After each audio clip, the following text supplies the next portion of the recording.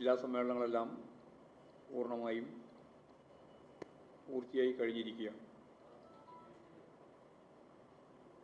നല്ല നിലയിലാണ് കേരളത്തിലെ മുഴുവൻ സമ്മേളനങ്ങളും പൂർത്തിയാക്കാൻ സാധിച്ചിട്ടുള്ളത്. സംസ്ഥാന സമ്മേളനം മാർച്ച് മാസം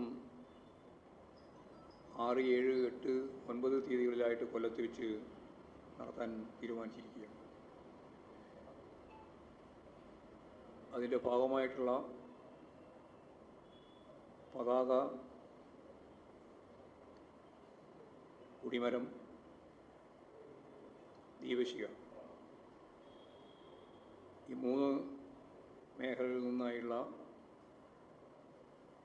ജാഥകളും 1-ാം തീയതി മുതൽ വ്യത്യസ്ത ദിവസങ്ങളിൽ പര്യടനം നടത്തി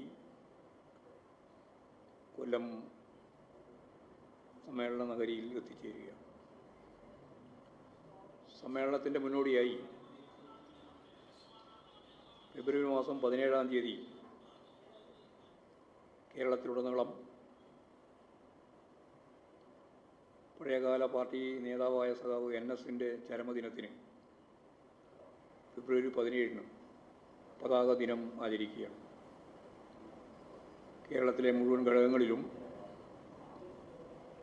പ്രധാനപ്പെട്ട കേന്ദ്രങ്ങളിലാകുകയും